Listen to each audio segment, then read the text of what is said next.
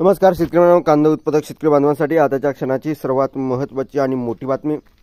कांद्याचे भाव वाढणार का, कशामुळे वाढणार, किती वाढणार आणि कधी वाढणार त्या संबंधीची सविस्तर थोडक्यात संपूर्ण लाईव्ह अपडेट आपण या व्हिडिओच्या माध्यमातून जाणून घेण्याचा प्रयत्न करणार आहोत। तर महाराष्ट्रातील तमाम कांदा उत्पादक शेतकरी बांधवांना एकच विनंती आहे, व्हिडिओ शेवटपर्यंत बघा, अतिशय महत्त्वाचा हा व्हिडिओ आहे। व्हिडिओ जर आवडला तर नक्कीच लाईक करा। सांगा तुम्ही चॅनलवरती नवीन असाल तर माझा महा हवामान आपल्या यूट्यूब चॅनलला सबस्क्राईब करू शकता। अफगाणिस्तान कांदा नावाखाली महाराष्ट्रातील कांद्याचे भाव पाडले जात असतील तर त्याला आम्ही पूर्णत विरोध करतोय। महाराष्ट्र कांदा संघटना यांचं काय महत्त्वाची अपडेट आहे, कांद्याचे भाव वाढणार का त्या संदर्भातील महत्त्वाची अपडेट बघत आहोत आपण। शेवटपर्यंत बघा महत्त्वाची अपडेट। अफगाणिस्तानच्या कांद्याच्या नावाखाली महाराष्ट्रातील कांद्याचे भाव पाडले जात असतील तर त्यात आम्ही पूर्णत विरोध करणार आहोत।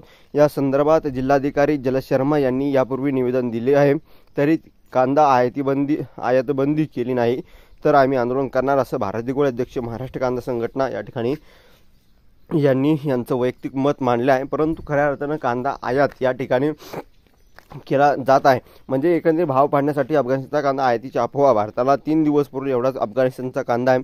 कांद्याचे भाव प्रति क्विंटल 3000च्या वर जाऊन पोहोचल्यानंतर अफगाणिस्तानचा कांदा आयात केल्याची उत्तर भारताची चर्चा सुरू झाली आहे। पंजाब मार्गे भारतात अवघी 200 क्विंटल कांद्याची आवक झाली आहे, परंतु भारताला एका दिवसाला 35,000 टन कांद्याची आवश्यकता असते। अफगाणिस्तानात उत्पादित केला जाणारा संपूर्ण म्हणजेच 1,41,000 टन कांद्याला भारतात आणला तरी ती अवघी 3 दिवस पुरेल। त्यामुळे कांदा आयातीची अफवा पसरून कांद्याचे भाव पाडण्याचे राजकारण सध्या सुरू आहे आणि खरं तर ही एकंदरीत अशा प्रकारची स्थिती आहे। त्यामुळे कांद्याचे भाव घसरत चालले आहे, घसरत होऊ शकतात। त्यामुळे या ठिकाणी कोणतरी घाबरायचं नाही। कांद्याची निर्यात आयात बंदी या ठिकाणी करण्यासाठी महाराष्ट्र कांदा संघटना झटते आहे, आपण सुद्धा साथ दिली पाहिजे। त्या संदर्भातील महत्त्वाचे अपडेट। धन्यवाद, लाईक शेअर जेव्हा असणे धन्यवाद।